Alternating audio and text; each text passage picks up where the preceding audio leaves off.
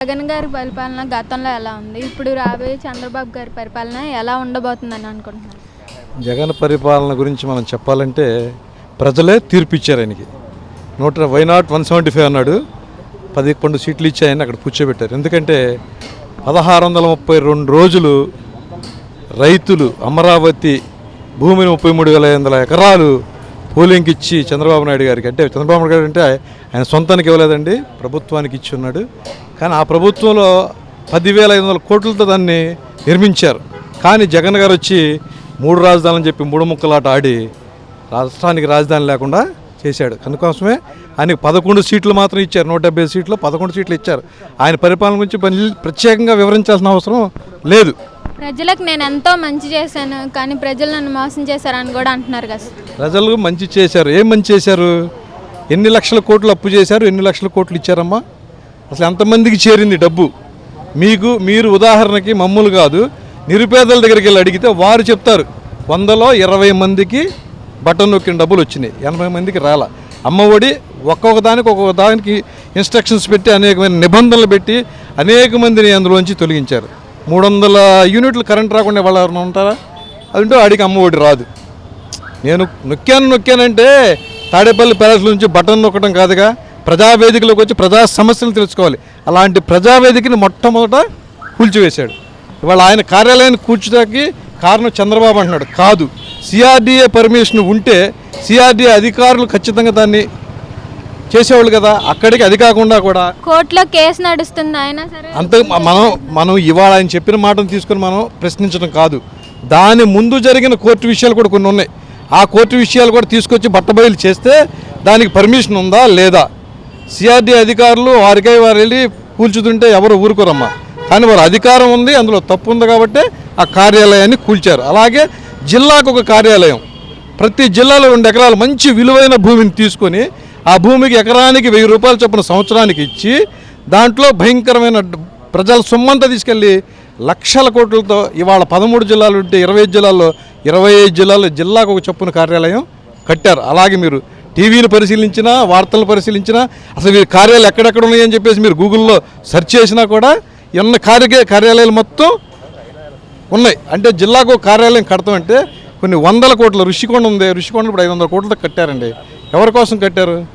రాజధాని విశాఖ అన్నారు. విశాఖ ప్రజలు ఈ రాజధాని ఆమోదించారా?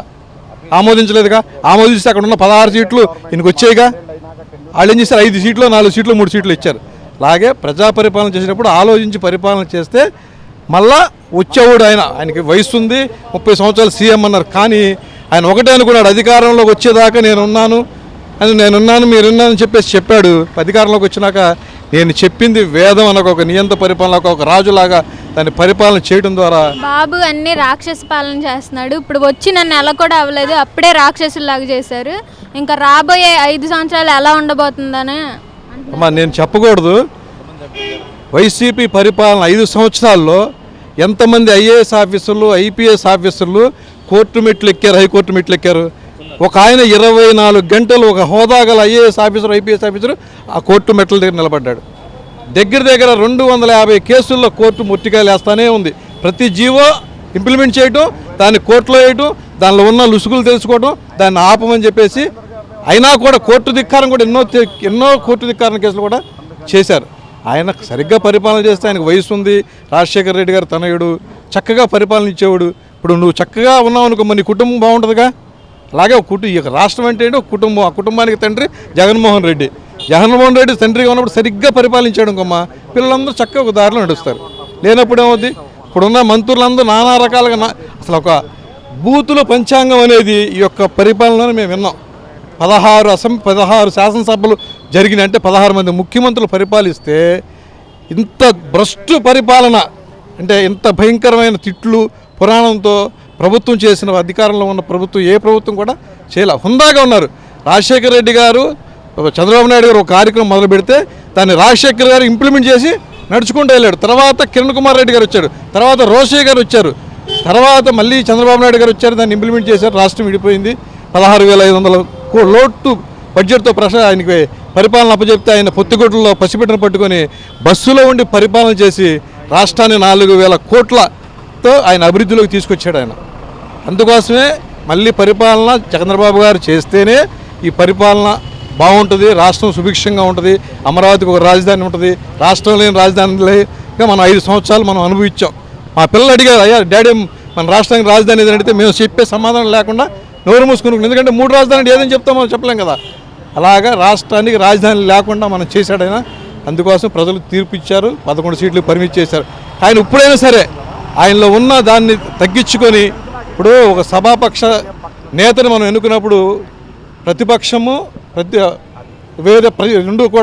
రెండు పక్షాలు తీసుకెళ్ళి ఆయన్ని కుర్చీలో కూర్చోబెట్టాలి. కానీ దానికి కూడా ఆయన నిరాకరించి ఈరోజు అసెంబ్లీకి రాకుండా, ఆయన రాబోయారు కనీసం ఉన్న 10 మందిని పంపించి సభా గౌరవాన్ని కూడా పాటించలేదు ఆయన. ఇలాంటి శాసనసభ ఎప్పుడూ జరగలేదని చెప్పి అనేక మంది తెలుపుతున్నాం. మేము కూడా ఏంటంటే ఈ వార్తల మీద మాట్లాడుతున్నాం, టీవీలో బోవీల్లోనూ చూసిన మాటలే మేము చెప్పడం కూడా. మీరు మమ్మల్ని అడిగారు, అలాగే అనేక మందిని అడుగుతున్నాడు, వారు చేసిన జవాబులను మీరు ప్రశ్నించడం మేము చెప్తాకి సరిపోతామమ్మా. అది సంగతి. మనం అనేకమైన లక్షలు వెచ్చించి మన ప్రభుత్వ కార్యాలయాలకి అద్దులు కడుతున్నాం. ప్రతి ఒక్క కార్యాలయాన్ని మన ప్రజాధనంతో కట్టింది కాబట్టి, ప్రజల సొమ్ము కాబట్టి, ప్రజల ఆస్తులు కాబట్టి, ప్రతి ఒక్క కార్యాలయాన్ని దాన్ని చట్టబద్ధం చేసి, నూతన ప్రభుత్వంలో దాన్ని చట్టబద్ధం చేసి, దాన్ని ప్రతి ఒక్క బిల్డింగ్ని ప్రతి ఒక్క కార్యాలయంగా వాడుకుంటే దానివల్ల ఉపయోగం ఉంటుంది. కానీ అలా కాకుండా ఇది ఆజ్ఞదే అతిక్రమించి కట్టారని చెప్పేసి కూల్చివేస్తే దానివల్ల ప్రజాధనం నష్టపోద్ది.